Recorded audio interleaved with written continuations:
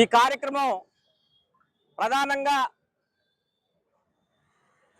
ఈ దేశంలో విద్యార్థుల్ని తయారు చేసి నీటు పరీక్షా పత్రం లీకేజ్ సందర్భంగాను ఎన్నో సంవత్సరాల కృషితోటి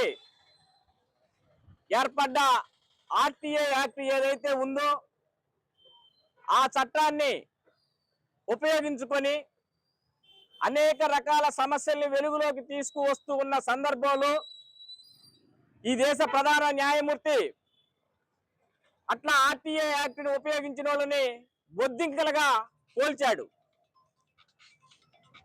అంటే నిజాలు అడిగిన వాళ్ళని బొద్దింకలుగా చూపించే పరిస్థితి ఈ దేశ న్యాయస్థానాల్లో కూడా వచ్చిన పరిస్థితి ఉంది.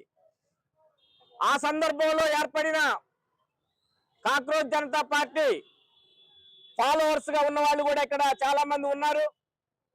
వాళ్ళతో పాటు మహాత్మా గాంధీ శాంతి సేన సభ్యులు నీట్ పరీక్షా విధానంలో జరిగిన అవకతవకల పట్ల ప్రభుత్వం స్పందించి ఆ విద్యాశాఖ మంత్రి ధర్మేంద్ర ప్రధాన్ని రాజీనామా చేయాలని డిమాండ్ తోటి లక్షలాది మంది విద్యార్థులు తమ యొక్క నిరసనని తెలియజేశారు.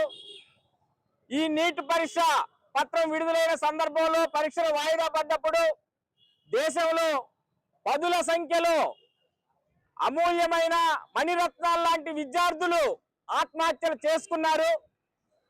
అలాంటి విద్యార్థులు ఆత్మహత్యలు చేసుకోవటం ఈ దేశానికి, ఈ దేశ మేధావర్గానికి నష్టం చేసిద్ది అని చెప్పేసి ఢిల్లీ జంతర్ మంతర్ వద్ద నెల రోజుల నుంచి వేలాది మంది విద్యార్థులు ఆందోళన చేస్తున్న క్రమంలో పర్యావరణవేత్తగాను సామాజిక కార్యకర్తగాను లగ్డాలో ఉన్న భారత సైనికులు చలితో వణికిపోతూ ఉంటే వాళ్ళకి సోలార్ తోటి టెంట్లు తయారు చేసిన శాస్త్రవేత్తగా ఉన్న సోనం వాంగ్చుక్ గారు ఈ దేశ విద్యా విధానం ఈ రకంగా ఉండటానికి వీల్లేదు, దీంట్లో మార్పులు రావాలి, ఈ విద్యాశాఖ మంత్రి రాజీనామా చేయాలి, దీనికి కేంద్ర ప్రభుత్వం బాధ్యత వహించాలి, వేలాది మంది విద్యార్థులు చేస్తున్న ఆందోళనకి మద్దతుగా నేను ఆమరణ నిరాహార దీక్ష చేస్తాను అని చెప్పేసి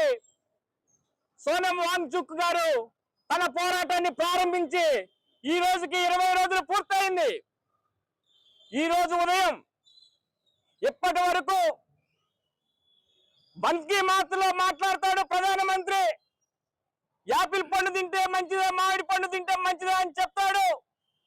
కానీ ఈ దేశంలో పరీక్షా విధానంలో మార్పు రావాలని చెప్పేసి వందలాది వేలాది సైనికుల్ని కాపాడిన ఒక కార్యకర్త, సామాజిక కార్యకర్త సోనం వాంగ్చుక్ పోరాటం అతనికి కనపడలేదు. ఇంకా చెప్పాల్సి వస్తే ఈ పోరాటమే కాదు, ఢిల్లీలో 2.5 సంవత్సరాల కాలం పాటు రైతులు పోరాటం చేశారు. చట్టాలను మార్చాలని, రైతుల కోసం రైతులను ఉరితీసే చట్టాలు తెస్తే అవి మార్చాలని చేస్తే 2.5 ఏళ్ల తర్వాత దిగి వచ్చింది ప్రభుత్వం. ఎందుకంటే ఆ రాష్ట్రాల్లో ఎన్నికలు జరుగుతున్నాయి కాబట్టి ఆ రాష్ట్రాల్లో అధికారం రాదు అని చెప్పేసి పంజాబ్ హర్యానాలో ఎన్నికల ముందు అప్పటికప్పుడు ఆ చట్టాలను వెనక్కి తీసుకున్నారు. అంటే ఈ దేశంలో ఎన్నికల కోసం పనిచేసే నాయకులు ఉన్నారు, ఈ దేశంలో పదవుల కోసం మాత్రమే చేసే నాయకులు ఉన్నారు తప్పితే ఈ ధర్మేంద్ర ప్రధాన్ విద్యాశాఖ మంత్రిగా లేకపోతే ఇంకెవడు చేయలేడా? కనీస నైతిక బాధ్యత వహించలేరా? మంత్ర పదవుల్ని కాపాడుకోవటం కోసం మాత్రమే పాలక వర్గాలు ఉన్నాయి తప్ప ప్రజల బాగోగులు చూడటానికి లేవు. ఇంకా చెప్పాల్సి వస్తే ఇదే సోనం వాంగ్చుక్ పర్యావరణవేత్తగా పర్వతాలని కాపాడాలి, గుట్టల్ని కాపాడాలి, అడవుల్ని కాపాడాలి, మొత్తం కూడా జీవ వైవిధ్యం దెబ్బతింటుంది, వాతావరణ సమతుల్యత దెబ్బతింటుంది. ఇవన్నీ కూడా సమతుల్యత ఉండాలి అంటే పర్యావరణాన్ని కాపాడుకోవాలని చెప్పిన పెద్ద శాస్త్రవేత్తని ఈ రోజు ఒక రకంగా బలవంతంగా తీసుకుపోయి హాస్పిటల్లో పడేసి బలవంతమైన విరమణ కోసం ప్రయత్నం చేస్తున్నారు. సోదరులారా, ఇక్కడ మనం చాలా కొద్ది మంది ఉన్నాం. చాలా మంది చూస్తున్నారు, వెళ్తున్నారు, ఏం జరుగుతుందో అనుకుంటున్నారు. కానీ చాలా మందిలో కూడా రావాలనుకున్న వాళ్ళు ఉన్నారు, సమస్య తెలియని వాళ్ళు ఉన్నారు. అసలు ఏది నిజమో ఏది అబద్ధమో తెలియని పరిస్థితి ఉంది. అందరూ అనుకుంటున్నారు వాస్తవం ఎప్పుడు వచ్చింది అంటే వాట్సాప్ గ్రూపుల్లోనో, ఇన్స్టాలోనో, ఫేస్బుక్ లో వచ్చిందే నిజం అనుకుంటున్నారు. కానీ నిజం ఏంటి అని అంటే ఈరోజు ఈ దేశంలో లక్షలాది మంది నిరుద్యోగులు, కోట్లాది మంది, 100కి 30 మంది తినటానికి తిండి లేని పరిస్థితి ఈ రోజు ఈ దేశంలో ఉంది. అంత దారిద్ర్యంలో ఈ దేశం కొట్టుమిట్టాడుతుంది.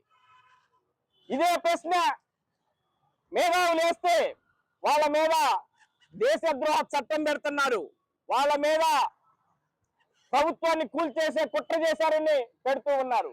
ఇదే ప్రశ్న 2014 ఎన్నికల ముందు డాలర్ విలువ ఎందుకు 60 రూపాయలు ఉంది, నేను వస్తే 20 రూపాయలు చేస్తా అని చెప్పేసి నువ్వు ప్రశ్నించావే, ఆ రోజు నిన్ను లోనేస్తే నువ్వు ఆడుండేవాడివి. ఈ రోజు డాలర్ విలువ ఎక్కడున్నది?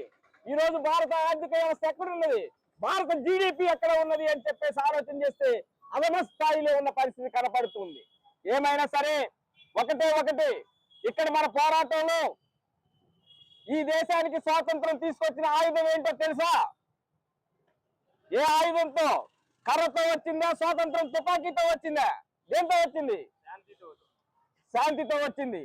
ఈ దేశంలో గాంధీజీ వారసులుగా, గాంధీ మహాత్ముని వారసులుగా ఆయన ఇచ్చిన ఆయుధం శాంతి ఆయుధంతో ఈ ప్రభుత్వాన్ని, బ్రిటిష్ ప్రభుత్వం కన్నా ఘోరంగా వ్యవహరిస్తున్న ఈ మోడీ ప్రభుత్వాన్ని, ఈ పాలక వర్గాలని అభివృద్ధి పేరుతోటి, ప్రధానంగా అభివృద్ధి పేరుతోటి సహజ వనరులని, గుట్టల్ని మొత్తాన్ని దోపిడీ చేస్తున్న పాలక వర్గాలని గుట్టల కింద పెట్టాల్సిన అవసరం ఉంది. అన్నిటి పట్ల స్పందించాలి, అన్నిటినీ తెలుసుకోవాలి. చాలా సూక్ష్మంగా తెలుసుకుంటేనే సమస్యలు అర్థమవుతాయి, మామూలుగా అర్థం కావు. దయచేసి మనం ఈరోజు కొద్ది మందిగా మనం ప్రయాణం మొదలు పెట్టాం. ఎప్పుడు కూడా మొదటి అడుగు ఒంటరి అవుతుంది. మనది ఒంటరి కాదు, మంది 40 మందితో ప్రారంభమైంది. ఇది 40,000 మందితో తయారు కావాలి. రాబోయే కాలంలో రాష్ట్ర వ్యాప్తంగా కూడా మహాత్మా గాంధీ శాంతి సేన పేరు మీద ఇవే కార్యక్రమాలు నిర్వహించడానికి ఈ శాంతి సేన ప్రయత్నం చేస్తుంది. దీనికి అవసరమైన మద్దతు కావాలని చెప్పేసి శాంతియుతమైన అనేక సమస్యల పట్ల, దేశంలో జరుగుతున్న సమస్యల పట్ల స్పందించడం అనేది దీని యొక్క లక్ష్యం. గాంధీజీ ఆశయాలని, గాంధీజీ చెప్పిన అస్పృశ్యతకి, అంటరానితనానికి, మాదక ద్రవ్యాలకి వ్యతిరేకంగా, మద్యపానానికి వ్యతిరేకంగా అనేక సమస్యల మీద రాబోయే కాలంలో ఈ శాంతి సేన పనిచేస్తుంది. మహాత్మా గాంధీ శాంతి సేన దానికి కూడా సహకరించాలి. ఇప్పటికి కూడా ఢిల్లీ జంతర్ మంతర్ లో వందలాది మంది విద్యార్థులు ఇప్పటికీ నిరాహార దీక్షలో ఉన్నారు. వాళ్ళని బలవంతంగా ఎత్తుపోతున్నారు. కొంతమంది అనారోగ్యం పాలయ్యారు. వాళ్ళందరి ఆరోగ్యం కోలుకోవాలని మన యొక్క ఏదైతే స్థానం వాంచుకున్నారో వారి ఆరోగ్యం మెరుగుపడి ఈ దేశానికి శాంతి దళాలని అందించాలని చెప్పేసి ఈ కార్యక్రమంలో పాల్గొన్న మీ అందరికీ కూడా ప్రత్యేకమైన ధన్యవాదాలు. ఈ అవకాశం ఇచ్చిన మీ అందరికీ ప్రత్యేకమైన ధన్యవాదాలు తెలియజేస్తూ సెలవు తీసుకుంటున్నాను.